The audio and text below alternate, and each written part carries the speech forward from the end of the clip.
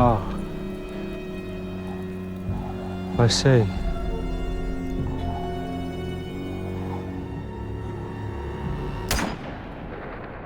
In the films of Martin McDonagh, masculinity is defined through a fixed set of moral codes and principles. And it's the flawed principles adhered to by the majority of his characters through which McDonagh interrogates the masculine notion that violence is permissible in some circumstances, but not in others. In doing so, he cleverly satirizes toxic male behavior, revealing it to be nothing more than a performance or a show. What are you talking about? This is none more evident than in McDonagh's debut feature, In Bruges. It's no coincidence that the final scene of the film mirrors the inciting incident.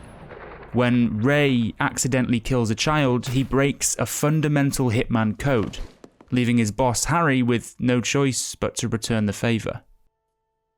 In the final scene, when Harry thinks he's committed the same offence, he's forced to exact the same judgment upon himself. The true hopelessness of this vicious cycle is exposed when the child Harry has killed is revealed to be not a child at all, but Jimmy, the dwarf. Fucking bullshit. Throughout the film, Ray is consistently portrayed as a childlike character. He moans about being in Bruges. He insults people. These are a bunch of fucking elephants. He even whines about having to share a room with another man. For 2 weeks? In fucking Bruges? In a room like this?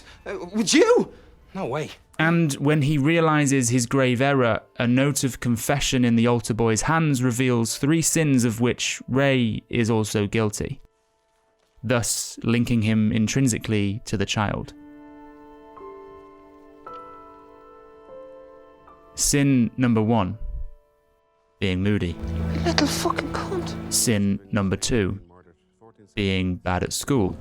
I used to hate history, didn't you? It's all just a load of stuff that's already happened.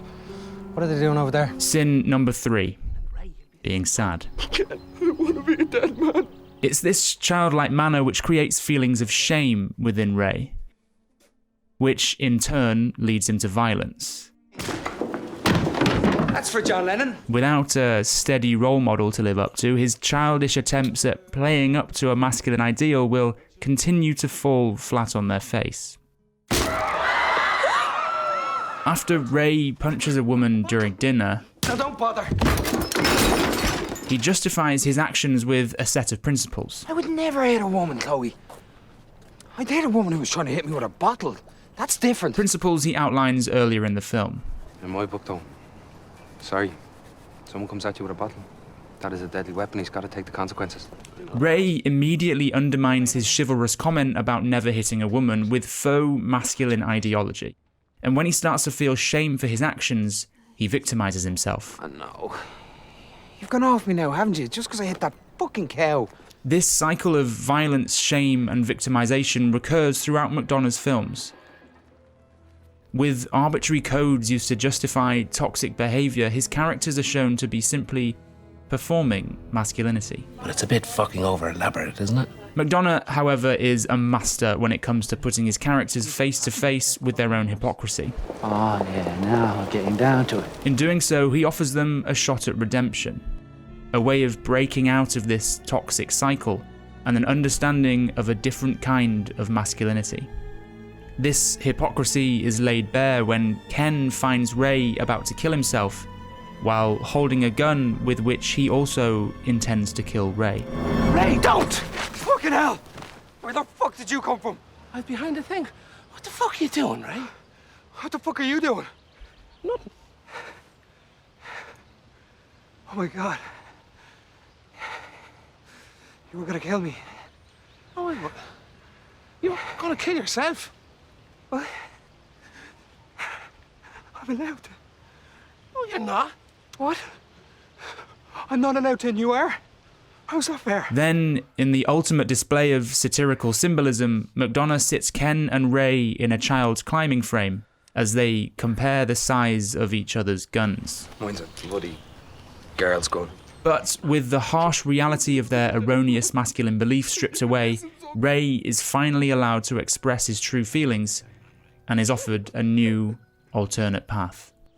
I killed a little boy. And save the next little boy. As a man trying to understand his place in the world, Ray is depicted within a hierarchy, in which he's firmly at the bottom.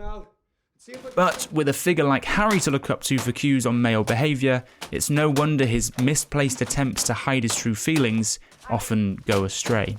Harry, What? it's an inanimate fucking object. You're an inanimate fucking object!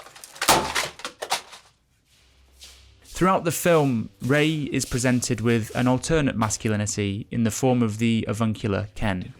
Ken, himself a seasoned hitman, is trapped within the masculine cage too, and it's the responsibility placed on him as someone to be looked up to that ultimately leads to his change. What are you doing?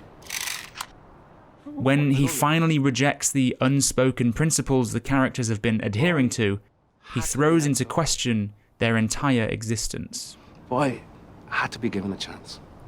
I have to do that. I had to say, fuck you, and fuck what I owe you. But I'm not fighting you. And I accept totally everything you've got to do. I accept it. Totally. Well, you say all that fucking stuff, I can't fucking shoot you now, can I? By rejecting the rules of the game, Ken not only achieves his own redemption, but opens a path for those around him. And with Ray being constantly characterized as a child, the true hypocrisy of Harry's principles is brought to the fore, as he seeks to enact his own form of justice for the killing of a child by killing the childlike Ray. He is, in essence, breaking his own principles, in all but name. I'm sorry, Ken, but you can't kill a kid and expect to get away with it. In the ultimate twist of the knife into the heart of the masculine stereotype, McDonagh leaves the fate of those seeking redemption in the hands of the audience. Through Ken's lessons and sacrifices, McDonagh puts Ray on the right track, only to yank him right back into purgatory as a result of his past actions. That's him. That's the motherfucker. We're taking you back to Bruges. Brilliant. In leaving the fate of Ray in the imaginations of the audience as he gasps for air bleeding out onto the cobbled streets of Bruges, McDonagh wryly suggests that redemption is not always within our own hands. He shows performative masculine principles to be a trap, ensnaring everyone within reach. But he allows those within it who seek to change at least the possibility of being saved along the way.